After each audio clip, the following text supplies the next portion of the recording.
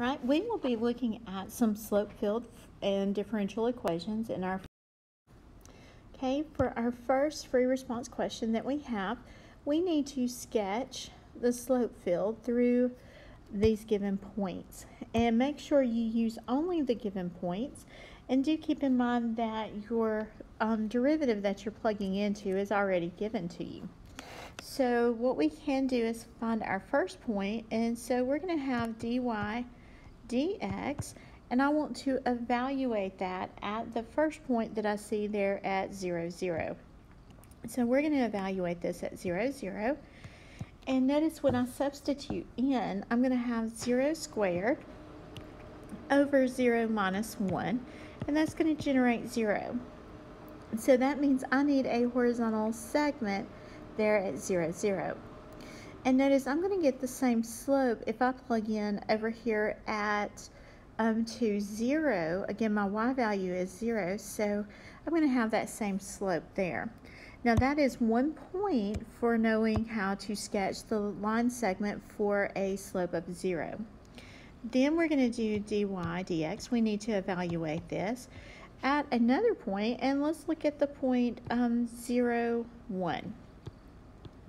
And so we're going to substitute in, yay, so we get 1 squared over 0 minus 1, and that's going to generate for us a negative 1.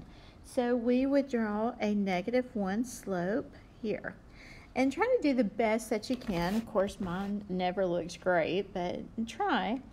And then we would move up to the point 0, 2. And if I move up to the point 0, 2, again, let's see, what are we going to have? 2 squared over negative 1. So I'm going to have negative 4. So again, we still need to draw that a little more steep, but also in the negative direction. And finishing this out, if we go over to now evaluating at, let's say 2, 1. So that's going to give us a positive 1. So again, we would draw our positive 1 slope, and then at 2, I believe we would get a positive 4. And doing your non-zero slopes, that's going to be another point. So here, this is a total of 2 points, being able to draw those line segments. And the next part of this, we are asked to write an equation of a line tangent to f of x at the point x equals 2. So the moment you see the point 2, 3 here, that you need to be thinking, okay, that means ordered pair 2, 3.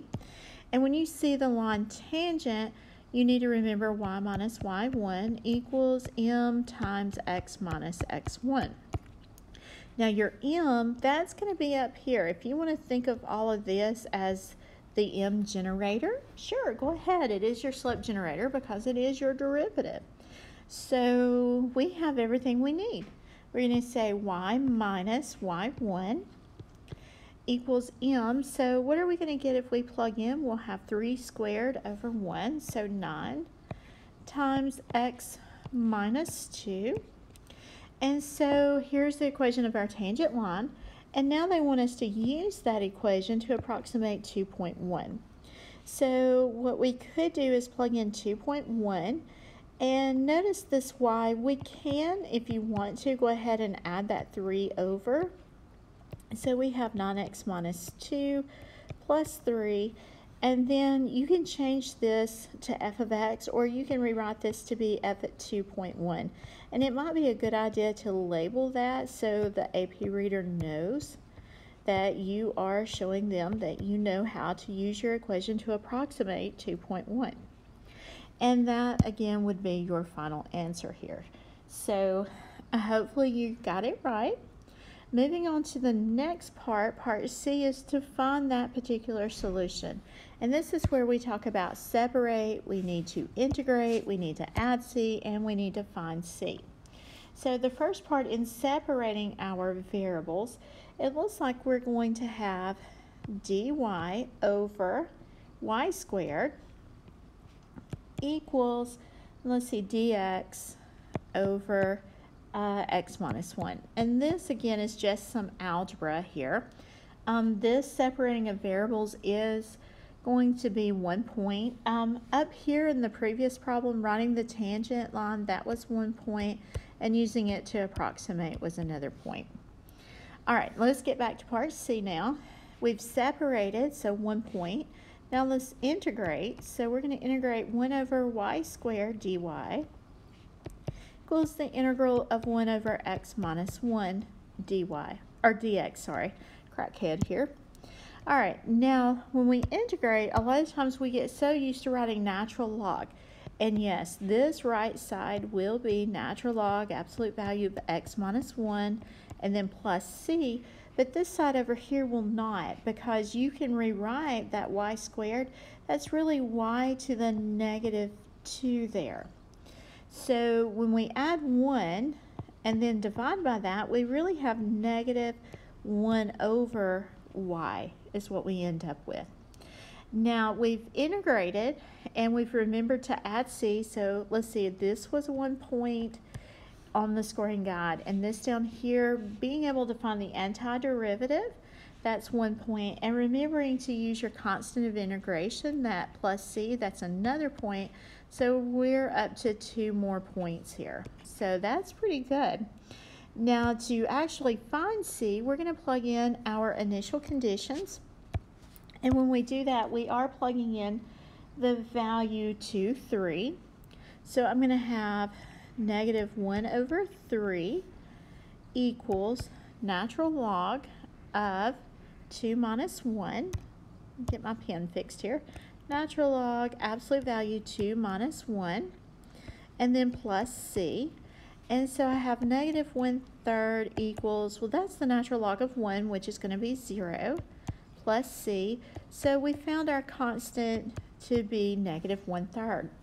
Now we go back and write our equation. So we have negative 1 over y equals, and we have the natural log, absolute value of x minus 1, but instead of plus c, we now know that c value is negative 1/3.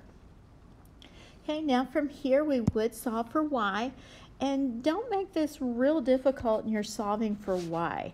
Just leave it very general, where usually AP readers, they're not very interested in how great you can do the algebra. Now one thing you do need to do is move the negative over. So if you wanted to distribute the negative, you would have 1 over y equals negative natural log, absolute value of x minus 1, and then plus 1/3. And now we need to do the reciprocal, or raise both sides to the negative 1. So y equals, and it's perfectly okay to leave this disgusting looking, negative natural log, absolute value of x minus 1, and then plus 1/3. It is perfectly fine to leave all of that. Now I encourage you not to box in your answers, just leave it like this. And that final product there, that final answer, that's going to generate another point for you. All right, we have another slope field to sketch, and it really doesn't matter where you start when you pick out your points. I'll start out at the very top at 0, 2. So I'm going to evaluate dy, dx at the value of 0, 2. And so I'm going to come and plug in, of course, up here, this is my slope generator.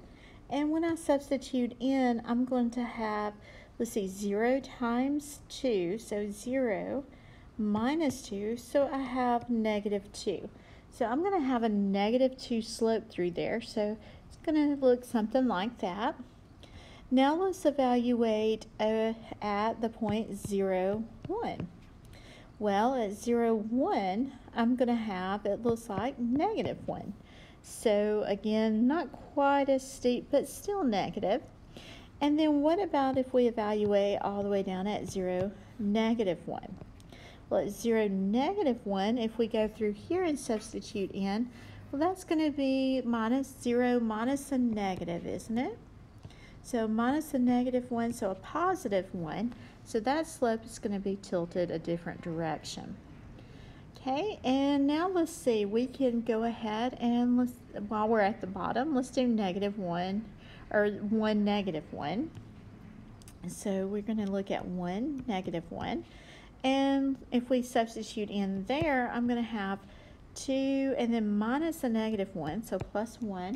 So that's going to give me a slope of 3. So that's going to be sloped a little bit more upward. And let's see, at 1, 1. At 1, 1, let's see, what kind of slope are we going to get there? That's going to be 2 minus 1, so 1. And it's a positive 1, so we're going to have positive slope. And then let's look at 1, 2. At 1, 2. And again, when we substitute in at 1, 2, we're going to have 2 minus 2. And that's going to give us 0. So we need to make sure we hit that 0 slope just right. And again, going through all of this, you got 2 points for this. Of course, 1 point for identifying here at that 0, and another point for your other values for your slope.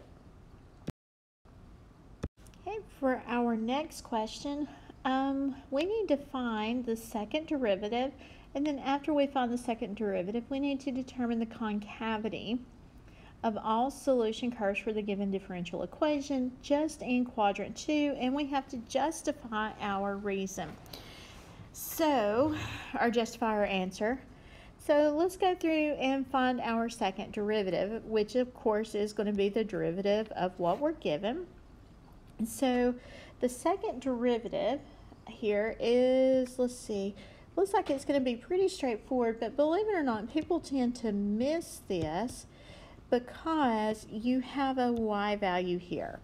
Now the derivative of 2x is just 2 minus the derivative of y is 1, but you have to look at your implicit. That is dy dx. You took the derivative of y with respect to x. So that's your second derivative. And now what do you know dy dx is? Well, dy dx is what you were given. So that's going to be 2 minus parentheses, because you want to make sure you subtract all this mess. So you get 2x minus y. There's your second derivative. Now you can go ahead and finish this out. If you want to, just be super careful you don't mess up your sign. So that's going to be 2 minus 2x plus y. Alright, so there's your second derivative, and that was 1 point for having that. Now we need to talk about the concavity of the solution curves in quadrant 2. So let's talk about, well, quadrant 2, if we're talking about concavity, if dy dx, and let's talk about the second derivative. If the second derivative is positive, then we're concave up like a cup. And if that second derivative is negative, then we're concave down like a frown. So we're concave down. So it all falls to signs. So let's look at our signs in the second quadrant. We know x is negative, but y is positive. So let's talk about those values and substitute them in and just see, well, what goes on in the second quadrant here? Well, let's see. Let's think about this. So here's our second derivative. We know that our second derivative, we just found that to be 2 minus 2x plus y. Well, if we plug in a negative here, and just for grins, I'm just going to say, okay, I'm going to put a negative here, and I'm going to put a positive here. Well, what's going to happen right here, because that's the key to knowing what's going to happen, because the plus is going to stay plus. 2 is not going to change signs. This circle part's what's going to change signs, and notice that no matter what that negative is, it's going to turn out to be positive 2 times whatever I plug in, and then plus some other number. So notice in the second quadrant, dy dx is positive. So we just shown them our reasoning. So, and you could go ahead and say greater than 0. I would come down here though, just to make sure the AP reader knows what you're doing, and make this statement. And then you can say, therefore, we know that the solution curves, therefore all solution curves, and use the question itself. We're talking about solution curves, so don't talk about anything else here but a solution curve. Therefore, all solution curves are going to be what? Are going to be concave up. Are concave up. Use your question to answer, to form your statement. So be careful here. You can do this. It's not too terrible. Okay, for part C, we let y equals f of x be a particular solution to the differential equation with initial conditions f at 2 is 3. And we're asked, does f have a relative minimum or relative maximum or neither at x equals 2, and justify your answer. So let's review for a moment. What does it mean for f to have a relative min or a relative max? Now I would draw just some weird looking graph of some weird function. And let's think about, well, what's going on at our relative mins and our relative maxes? Now this is a graph of f of x. And we would say, hey, right here is a relative max, here's a relative min. And with the derivative, notice when we were classifying those, we had to find, well, where is f prime equal to 0? And where we could find those, then we had critical points. And from that critical point, we could say, well, that was a relative min. Or we could say it was a relative max. Or it was neither. But the first thing we had to do was see, well, where is f prime 0? That's the first thing we had to do. So we have our derivative already given to us. So for us to determine whether or not f has a relative min or max or neither, we need to check to see, well, what is the value of my derivative when x is 2? In other words, what is the value of dy dx when x equals 2? Well, if we go sub that in or go back and look at what we've already done, we saw in our slope field that when x is 2, and let's see, and we know that y would then have to be 3, right? Because we're going through that initial condition 2, 3. So what's the value of dy dx going to be there at 2, 3? Well, let's go plug in and see. If we plug in 2, that's going to give us 4 minus, if we plug in 3, so notice that's going to give us 1. So 1, well, that's not a critical point. Therefore, we can't classify it as a relative min or max.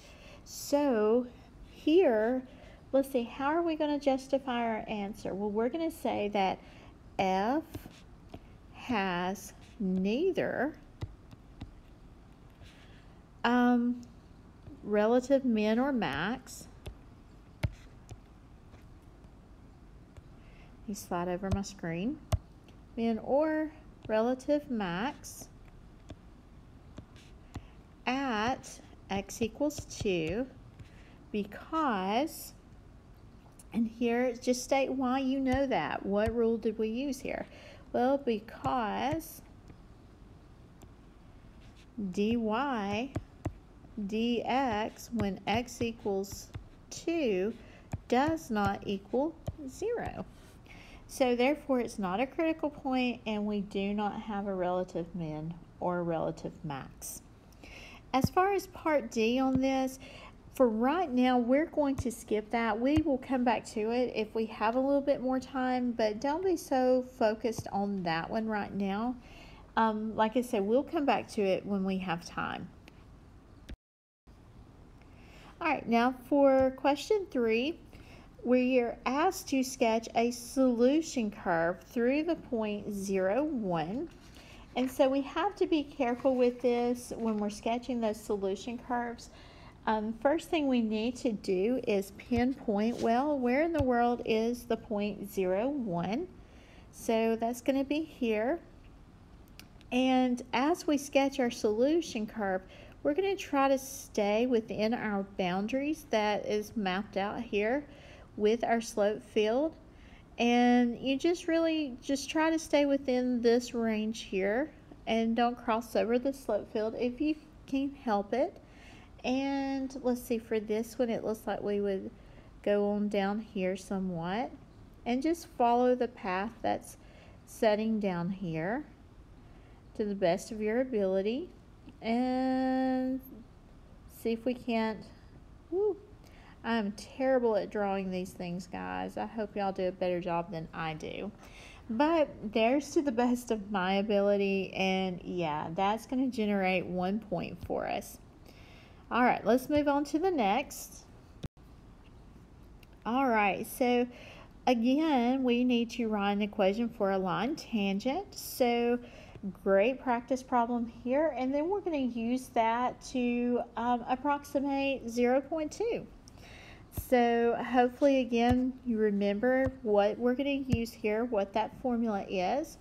And really, we need to find what our slope is going to be. So we need to find the value of dy dx, and we need to find that when we are going through the point 0, 1.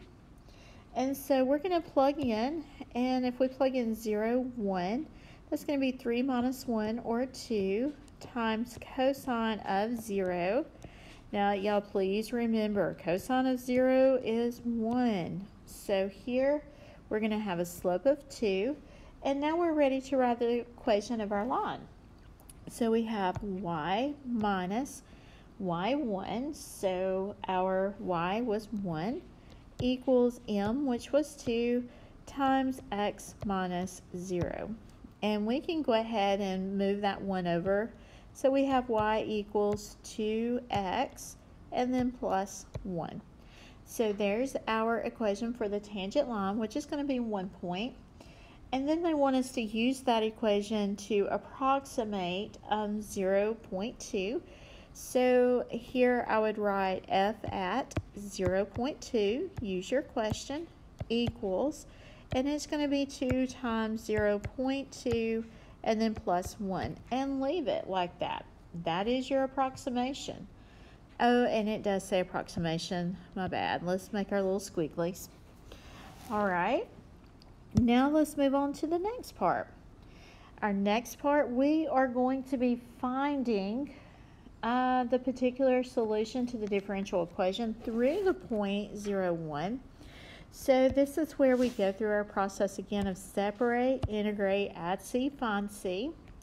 So let's go ahead and see. We have our original equation, and if we go through and separate this, then it looks like we're going to have dy over 3 minus y equals, and then I'm going to have, let's see, cosine x dx.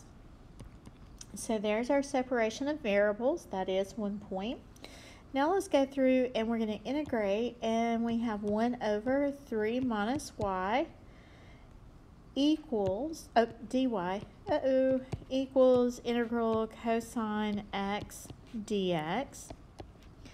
And now when we integrate this, that is natural log, but make sure you do negative because that y value is negative. If you're not sure about that, if you'll do a u substitution, you'll see why we need that negative there. Equals, and if we integrate cosine, we do get sine x, and then plus c. And we'll stop here and look at point values. You get 2 points for finding the antiderivative, and you get another point for adding c. Now from here, we need to look at our particular solution. We want to go through the point, let's see, what was it, 0, 1.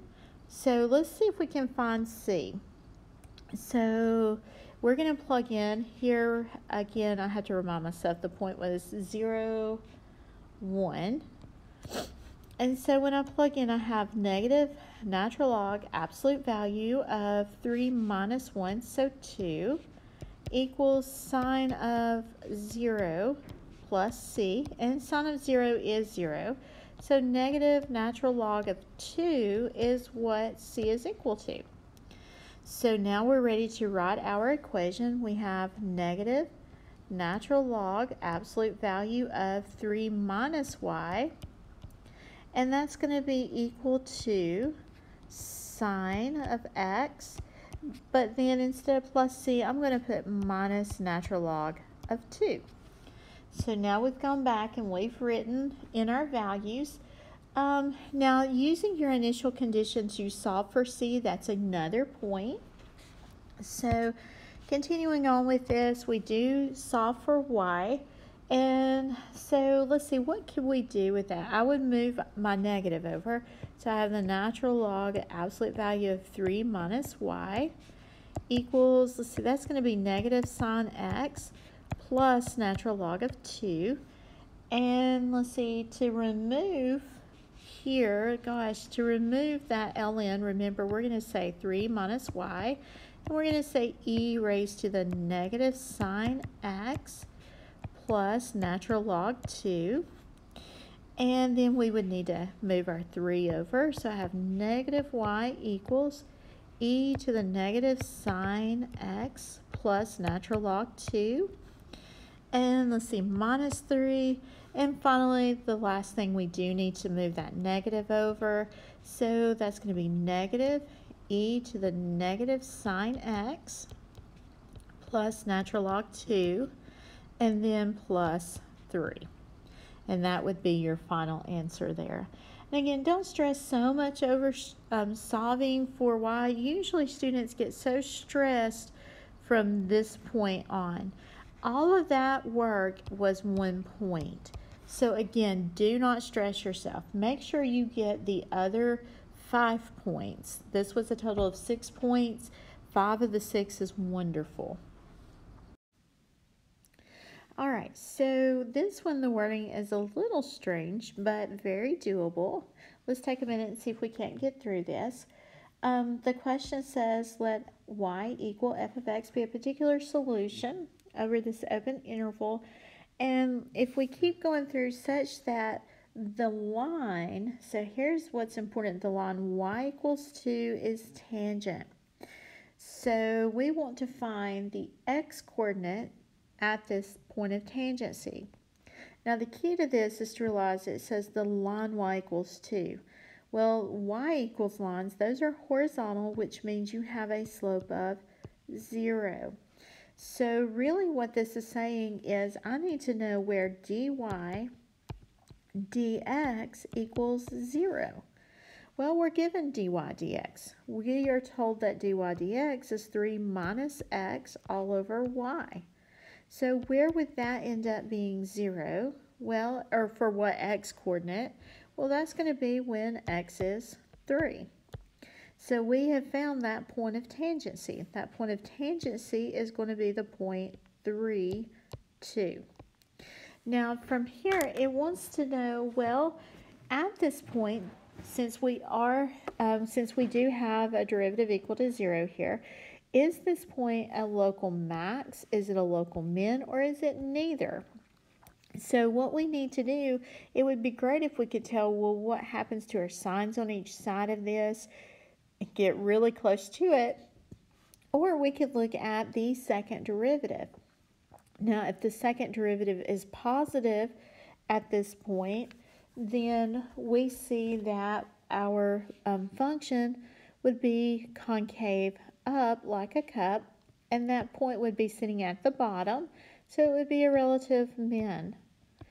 If my second derivative was negative, I would be concave down like a frown, and that would be a relative max.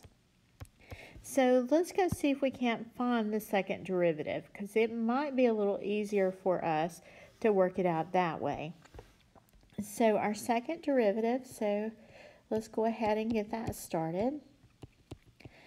Well, our second derivative is going to be the bottom times the derivative of the top minus the top times derivative of the bottom. So minus top, which is going to be, let's see, the top 3 minus x times the derivative of the bottom, which is dy dx, all over the bottom squared. So all over y squared. Okay, so let's see, we need to go through and we need to plug this in at y equals negative 2. I wrote positive 2 here. That should be negative 2. So we need to find our value of this point. Well, let's go plug in. Let's see, what is our second derivative's value at the point 3, negative 2? So when we plug in, I'm going to have negative 2 times negative 1 minus, well, if I plug in 3 for x, all of this stuff goes out to 0 over, and let's see, the bottom part, if we plug that in, well, bottom squared, that's going to be 4. So it looks like I end up with 2 over 4 or a half. But more importantly, this is positive. So notice here at 3, negative 2, I know my function is concave up. So this point is a relative minimum because concave up looks like this, and that point sitting at the bottom. So we can make our statement that, let's see, consider differentiable. So since my function is differentiable, we know it is continuous. So we could say because f is differentiable, f is continuous. And y'all, please write these out. I'm abbreviating here for room because I don't have room. You will have room on the AP exam. F is continuous on the interval. Let's see, what was the interval they gave us? 1 to 5. And let's see. So here, because f is differentiable, f is continuous on the interval from 1 to 5. And my pen is not wanting to work here. Sorry, guys. And we saw that at the point here, we found this value evaluated at 3, negative 2 is greater than 0. So that means that f is concave up. So let's see, it's greater than 0, so f is concave up. Therefore, f has a relative min at x equals 3. So all of that was quite a bit of work, but that is 3 total points here. So you get a point for identifying x to be 3, and you get a point for identifying that this is a local minimum or a relative minimum, and you get another point for your justification. So I know it's a lot of writing, but it is worth it.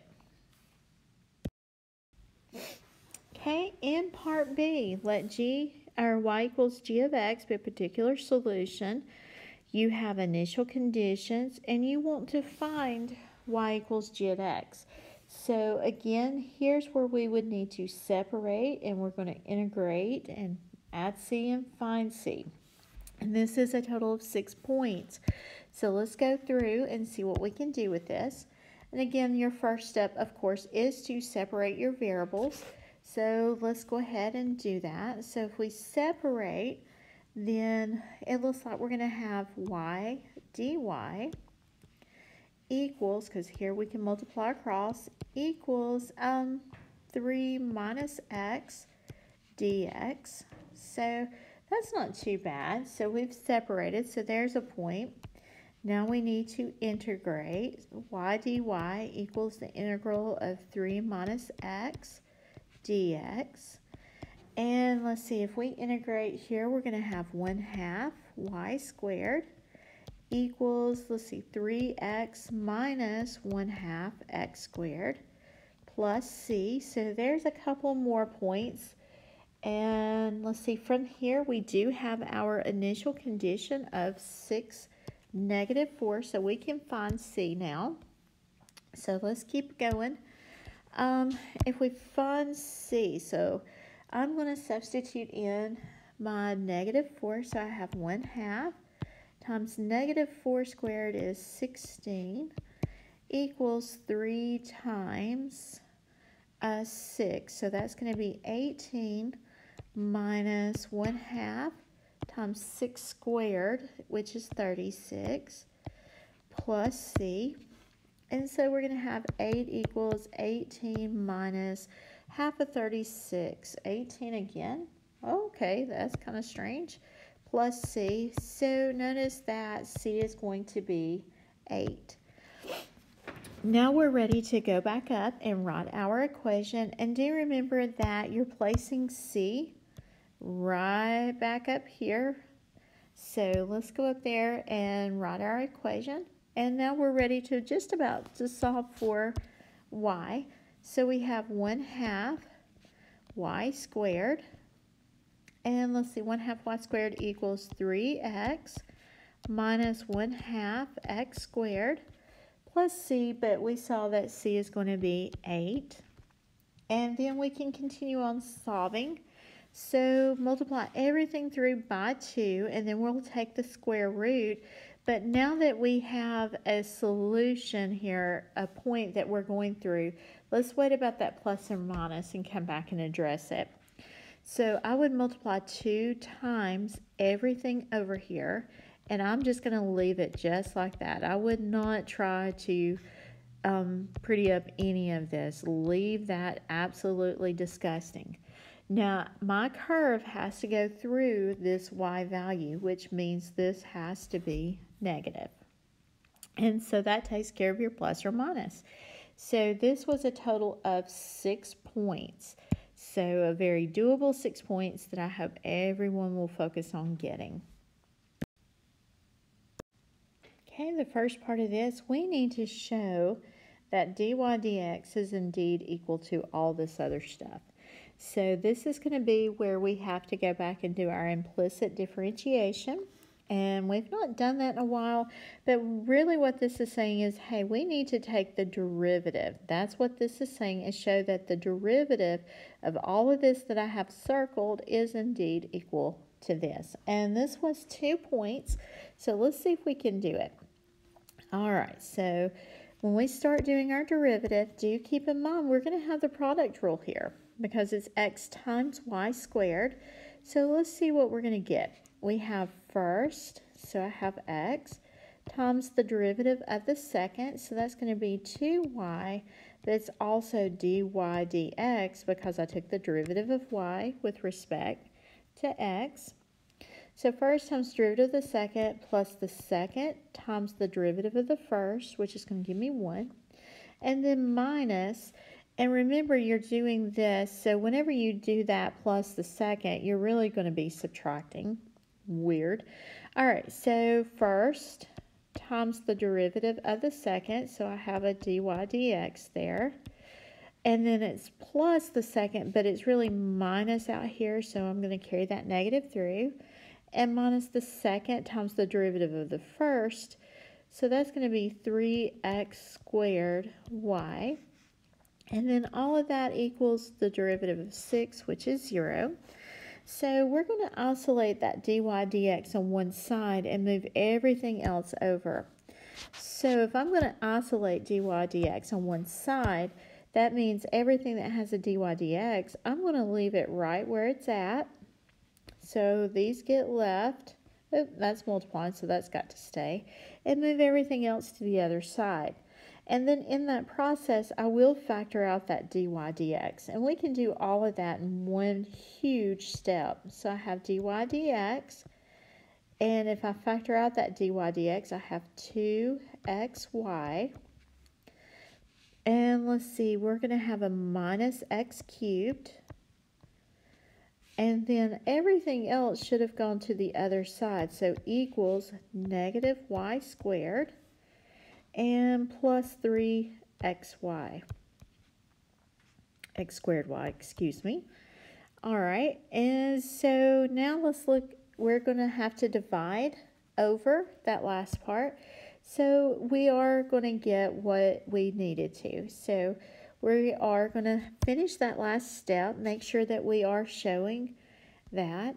Let me slide this over so I can get it written out. So we have dy dx equals, and again, and you can leave it in the order that we have it written, so you can leave it negative y squared if you wanted to, plus 3x squared y over, and now we can move this over, and we're going to have 2xy minus x cubed.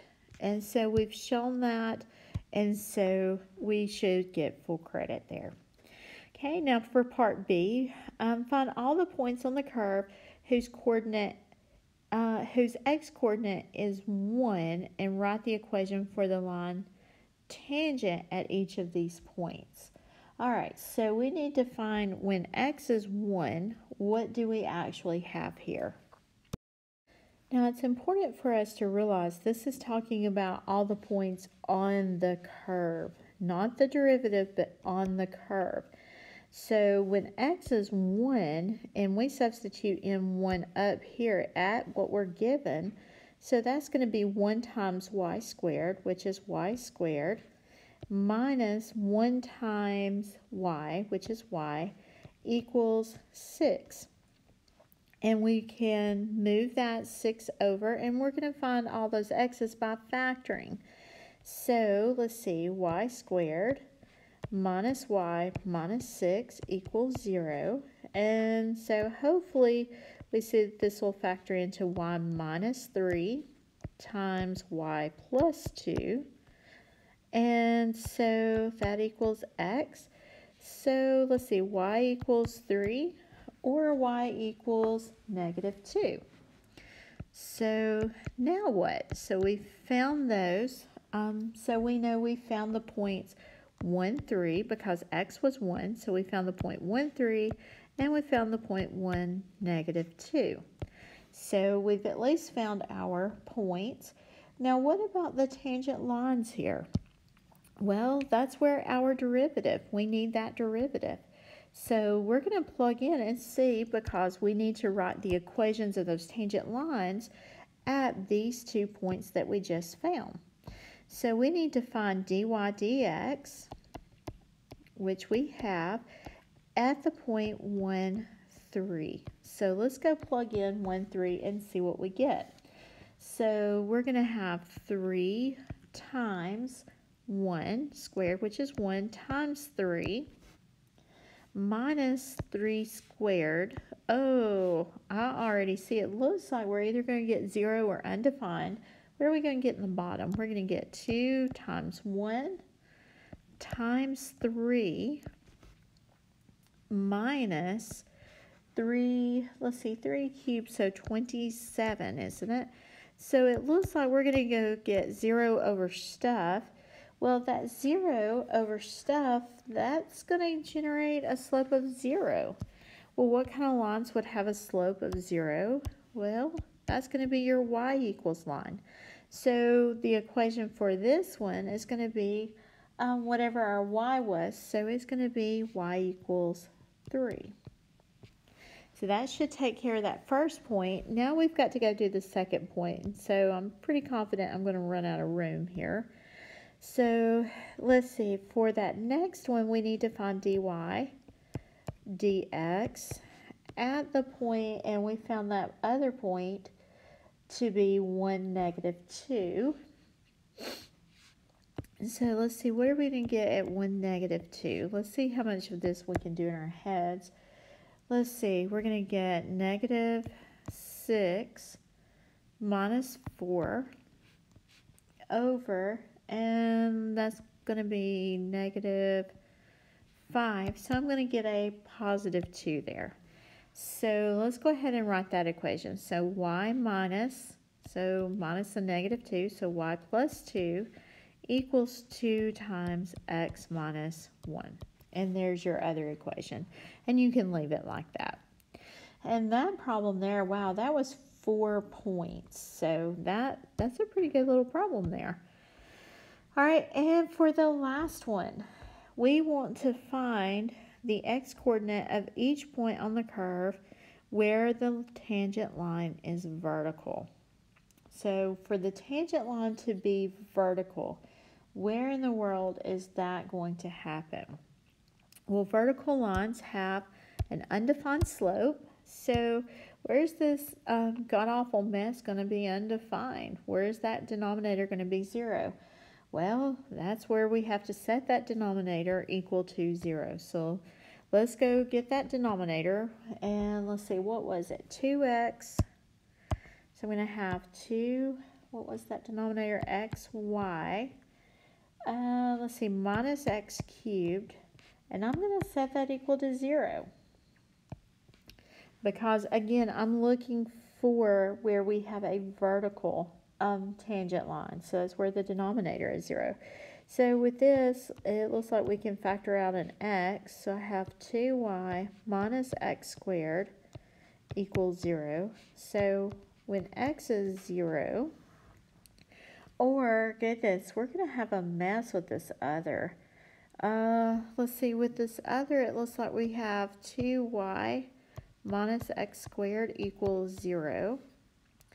So y is equal to 1/2 x squared. So that's going to give us a parabola. Oh dear. So let's see, what can we talk about when x is 0? But I don't think we can have x being 0 and have anything going on. Let's look at that equation again.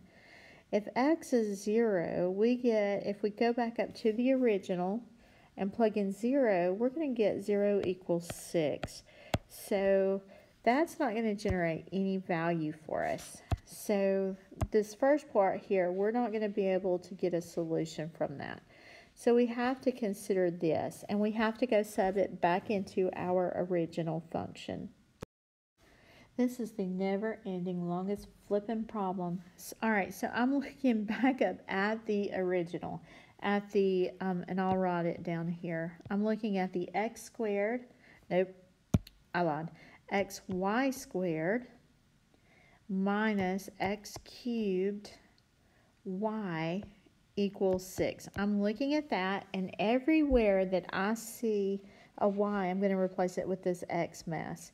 So I'm going to have x times 1/2 x squared, all squared, minus x cubed. And I can see where kids were like, I'm done with that. I don't want to finish this one. So we have, that one's going to be 1/2 x squared, and that equals 6. Now the goal is to solve for x, make this say x equals something. So let's see, if I square that, I'm going to have 1/4 x to the 5th minus, that's going to be what, 1/2. Hey, this might turn out to be a little bit better than I thought. I don't know how, but I guess it could. So I've got a 4th minus a 1/2, which is a -4th x to the 5th, because those are like terms, equals 6. Would you look at that? So that's x to the 5th equals -24. So the 5th root. So I'm going to take the 5th root here. Good gosh almighty. I don't know who wrote this problem, but wow. So x is going to be the 5th root of -24, and bam, we have found it, folks. Celebration. All right, home stretch. We're on the last problem of this set, and for the very first one, it asks us to find a solution y equals f of x to the differential equation satisfying f at 0 is a 1/2. So yay, we get to separate and integrate again. So we're going to separate these, and we're just going to crisscross here. So we're going to have e to the 2y, let's see, dy equals 3x squared dx. All right, we've separated. Now we integrate. E to the 2y dy equals the integral of 3x squared dx.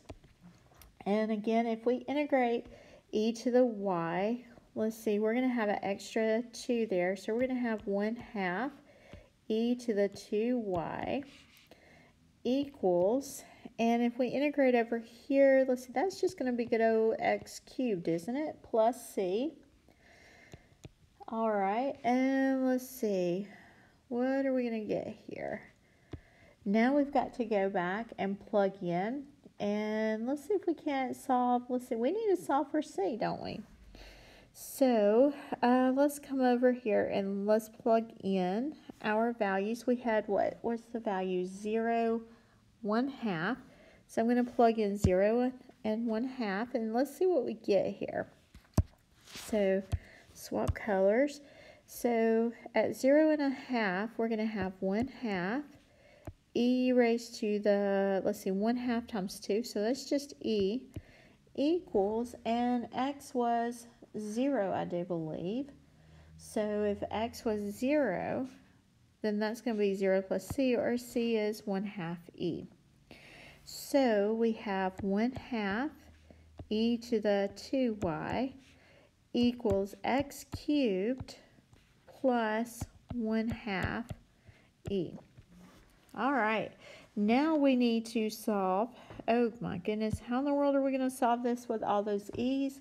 We are going to do natural log. Yay, woohoo.